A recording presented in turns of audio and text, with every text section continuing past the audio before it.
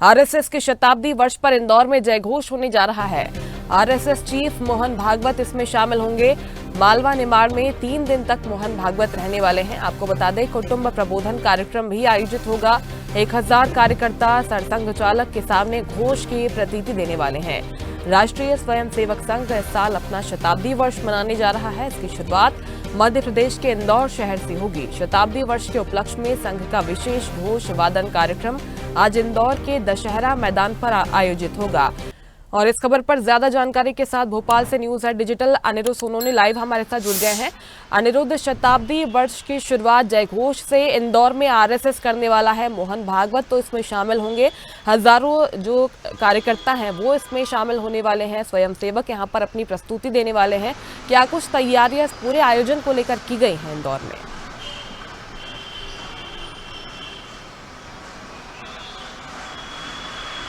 देखिए, वर्ष 2025 को राष्ट्रीय स्वयंसेवक संघ अपना शताब्दी वर्ष मना रहा है और संघ की स्थापना 1925 में दशहरे के दिन हुई थी और 1925 से लेके इस वर्ष 2025 तक संघ ने 100 वर्षों का लंबा सफर तय किया है और संघ इस वर्ष को 2025 को अपना शताब्दी वर्ष मना रहा है। और एक तरह से 2025 के शताब्दी वर्ष समारोह का यह पहला कार्यक्रम इंदौर में होने जा रहा है। और इंदौर एक प्रमुख व्यावसायिक राजधानी है मध्य प्रदेश की और इंदौर में आज संघ के शताब्दी वर्ष कार्यक्रम की शुरुआत जयघोष कार्यक्रम से होगी, जिसमें आरएसएस चीफ मोहन भागवत विशेष रूप से मौजूद रहेंगे। और देखा जाए तो जयघोष कार्यक्रम की तैयारियां पिछले कई दिनों से संघ के स्वयंसेवक कर रहे थे और 28 जिलों के लगभग 1000 स्वयंसेवक जयघोष कार्यक्रम जब प्रस्तुत करेंगे तो उसकी रौनक, उसकी आन बान शान देखने को ही मिलेगी। और संघ की विचारधारा के साथ साथ उसकी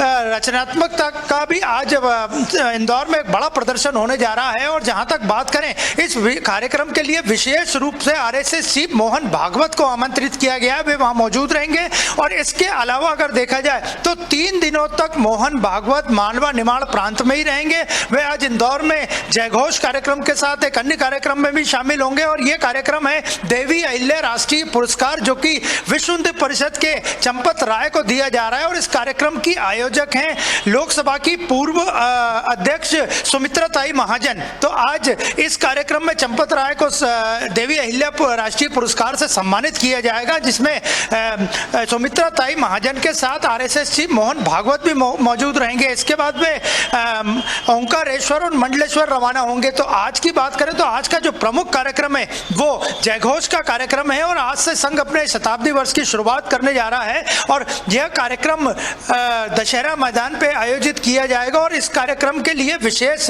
व्यवस्थाएं भी की गई हैं। यहाँ तक कि कई रूट्स को भी डाइवर्ट किया गया है, क्योंकि स्वयंसेवकों का मानना है कि लगभग 15,000 से ज्यादा लोग इस कार्यक्रम को देखने प्रत्यक्ष अप्रत्यक्ष रूप से शामिल होंगे। और इस कार्यक्रम के लिए कई दिनों से तैयारी की जा रही थी और संघ ने इसे स्वर शतकम का नाम दिया है। तो आज इंदौर लगभग कुछ घंटे बाद जयघोष के कार्यक्रम से गूंज उठेगा और जिसमें आरएसएस चीफ मोहन भागवत प्रमुख रूप से मौजूद रहेंगे।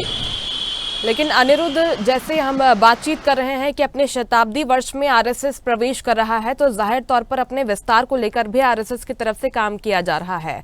मालवा प्रांत के जो स्वयंसेवक हैं उनके लिए शिविर इंदौर में जारी है।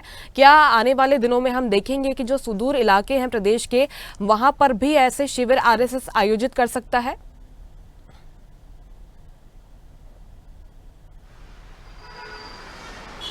जी बिल्कुल, देखा जाए तो मानवा निमाड़ क्षेत्र शुरू से ही संघ की स्थापना के बाद से ही संघ का गढ़ रहा है और यहाँ तक लगातार शहरी क्षेत्रों के साथ साथ ग्रामीण क्षेत्रों में भी संघ की कई अनुषांगिक संगठन सक्रिय है। और जहाँ तक आज की बात करें तो आज जयघोष कार्यक्रम के बाद जो आरएसएस चीफ का जो कार्यक्रम है वो 3 दिनों तक मालवा निमाड़ प्रांत में ही रहेंगे। वे ओंकारेश्वर जाएंगे और ओंकारेश्वर में एक कुटुंब प्रबोधन कार्यक्रम की बैठक है और यह बैठक का आयोजन, इस बैठक का आयोजन साध्वी ऋतुम्बरा ने किया है। तो यहाँ पे जो संघ के स्वयंसेवक अपने परिवार वालों के साथ मौजूद रहेंगे और आरएसएस चीफ मोहन भागवत वहां मौजूद रहेंगे। इसके अलावा वे अपने मालवा निमाड़ के दौरे के अंतिम दिन मंडलेश्वर में गौशाला का भी निरीक्षण करेंगे। यानी आरएसएस चीफ आज अपने दौरे की शुरुआत जहां संघ के जयघोष कार्यक्रम से करेंगे, वहीं उनके दौरे का जो समापन होगा उसकी पूरी संभावना है कि वे गौशाला के दौरे के साथ, गौ माता के साथ अपने दौरे का समापन करेंगे। तो आज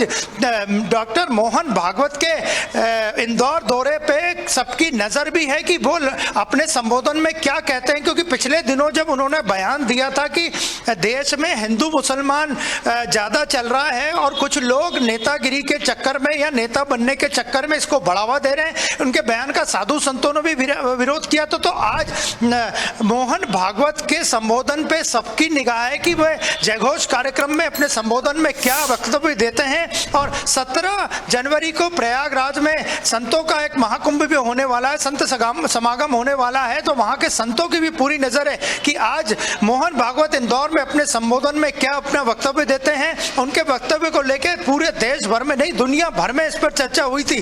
तो आज संघ का जो शताब्दी कार्यक्रम है वो इंदौर के से शुरू हो रहा है और इंदौर में जयघोष कार्यक्रम से 1000 से ज्यादा स्वयंसेवक अपनी विचारधारा के साथ साथ अपनी रचनात्मकता, अनुशासन 1000 स्वयंसेवक यहाँ पर शामिल होने वाले हैं। और न सिर्फ मोहन भागवत के संबोधन पर बल्कि इस पूरे कार्यक्रम पर सबकी नजर रहने वाली है, क्योंकि अपने तरह का एक बड़ा कार्यक्रम इंदौर में आज आयोजित होगा। बहुत शुक्रिया अनिरुद्ध जानकारी के लिए आपका।